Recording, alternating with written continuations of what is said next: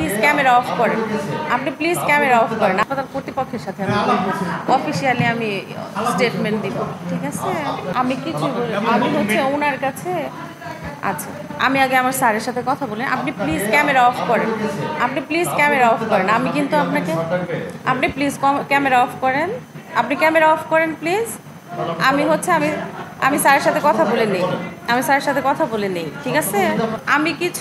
আমি কিছুই বলবো না এখন, আমি কিছুই বলবো না, সরি। আমি স্যার ডাকতে বলি নাই, ওনাকে কিছু ডাকতে বলছি, আপনাকে কিছু ডাকতে বলছি, কিছু বলি নাই। ডিউটি ম্যাডাম গেছে চেঞ্জ হয়ে, আমি বলছি যে এই ওষুধটা তো পাওয়া যাইতেছে না আপু, আপনি এটা চেঞ্জ করে দেন। আমি মেডিকেল অফিসার, আমাকে না আমাকে আপু ডাকবেন না, আমি মেডিকেল অফিসার, আমি মেডিকেল অফিসার, আমাকে কথা বলা যাবে না এরকম। পরে আমি চলে গেছি, সামনে গেছি, আপনি বের হয়ে যান, আমাকে এইভাবে। আমার মেয়ে হঠাৎ করে সকাল থেকে পেটের ব্যথা, তখন আমি আমার মেয়েকে নিয়ে আসি এইখানে ইমার্জেন্সিতে।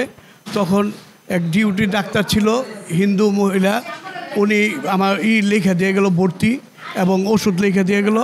ওই ওষুধটা আমি নিয়ে ফার্মেসিতে যাই, ওটা মিলে নাই। পরে আমি আয়সা দেখি আরেক ডিউটি অফিসার মহিলা, উনি যখন আমি বলতেছি আপু এই ওষুধটা তো অ্যাভেলেবল নাই, আপনি এটা চেঞ্জ করে দেন তো দেখা যায়। উনি বলতেছে আমাকে আপু বলবেন না, আমি মেডিকেল অফিসার। আমি বললাম যে আপনি মেডিকেল অফিসার, আপনি কি আপু বলা কি আমার পাপ হইলো? কয় উত্তেজিত, আমি একটু রাগ করে বলছি এটা কি আপনাকে আপু বলা আমার পাপ হইলো? তখন আমার বলতেছে বেরিয়ে যান আপনি, কয়েকবার 3-4 বার করে বেরিয়ে যান। আমি বললাম আমি বেরিয়ে যাবো, আমাকে আপনি চিনেন? আপনি কে? আমি বললাম আমি শেরপুর প্রেস ক্লাবের কার্যনির্বাহী সদস্য, এই কথা বলছি। তারপরে আমি চলে গেছি।